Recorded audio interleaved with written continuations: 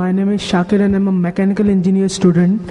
I would like to ask you a question that how can you prove to an atheist scientifically the existence of God?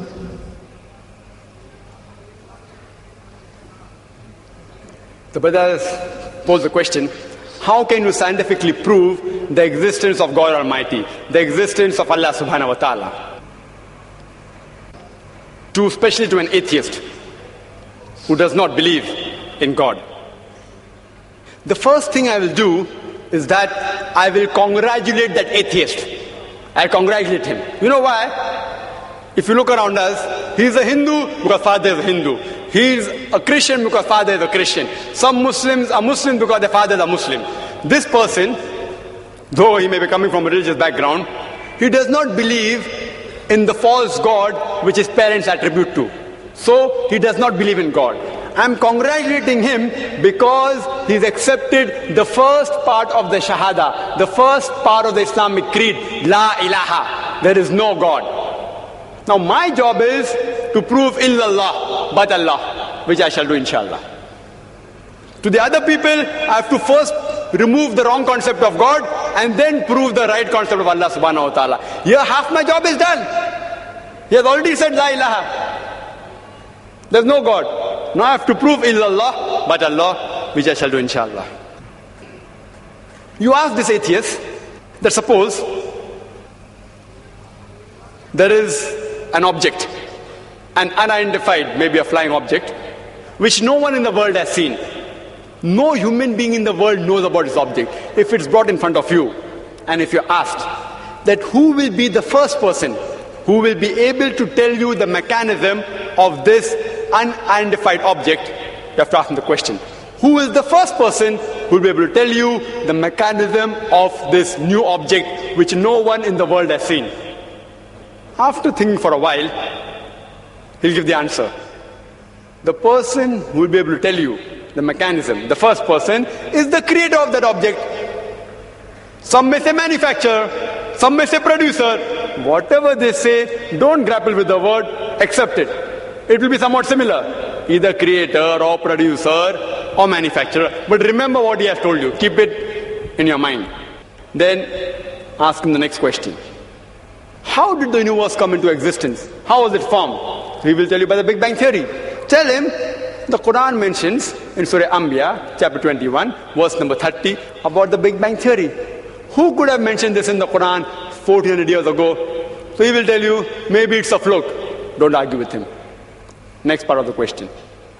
We did not know that the light of the moon is reflected light. We came to know recently. You ask him, he'll tell you, yes. The light of the moon is reflected light. It's not its own light. When we discovered, he will tell you recently, yesterday, 50 years back, 100 years back, yesterday in science. You tell him, the Quran mentions that the light of the moon is reflected light 1400 years ago. Who could have mentioned that? Maybe somebody had a wild guess. Don't argue with him. Continue. We thought the sun was stationary. You ask him, is it stationary? He'll say, no, it's rotating and revolving. When did you learn this? He will tell you yesterday, 50 years back, 100 years back. Quran mentions this 1400 years ago. He will hesitate, but may say, maybe some intelligent person wrote it. Don't argue with him. Continue. How was the universe initially? What is celestial matter? He will tell you, it was smoke. How did you come to know? We have got proof, we have got evidence. You tell him, Quran mentioned this 14 years ago. Who could have mentioned that? He will hesitate. Don't wait for response. Continue. Keep on posing question after question. All that I give in the lecture, keep on posing one question after the other. That water cycle, how do we come to know about it? Quran mentioned 14 years ago. About every living thing made from water.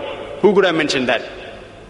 Quran speaks about botany, the male and female. Who could have mentioned that? Pose one after the other and ask the question, who could have written that?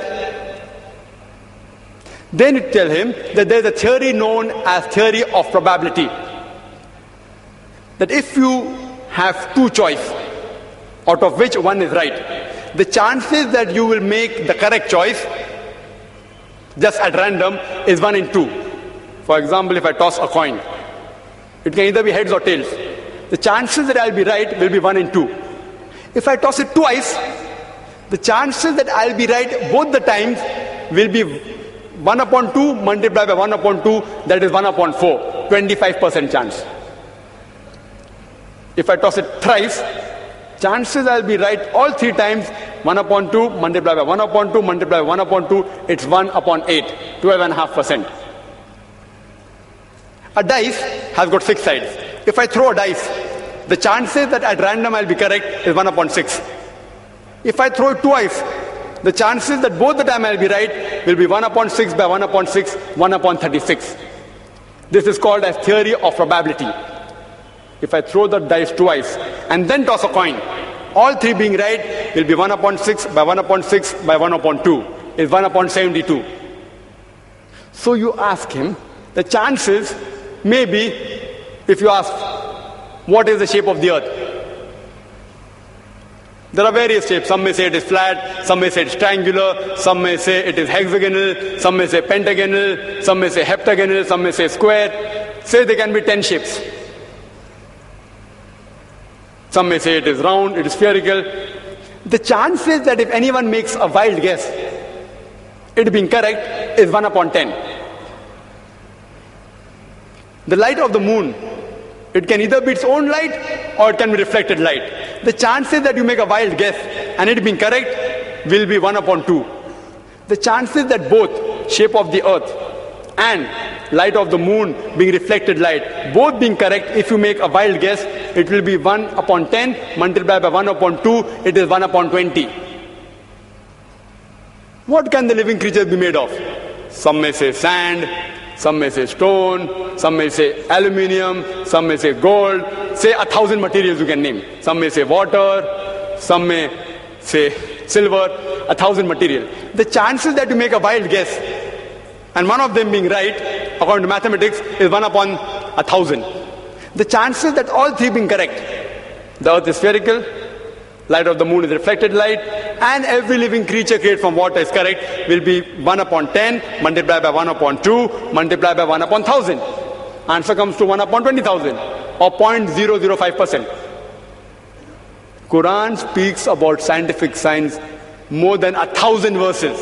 In 3 verses, the answer comes to 0.05%.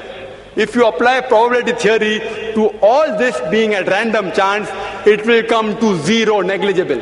And in maths, anything 1 in 10 raised to 50, it's equal to 0. So you ask your atheist friend, who could have written this? The only answer he can give you is this first answer, the creator, the manufacturer, the person who has produced it. That's the only answer, there's no other answer. What science is saying today is they are not eliminating God. They are eliminating models of God. La ilaha illallah. They are not eliminating God, but models of God. I hope that answers the question.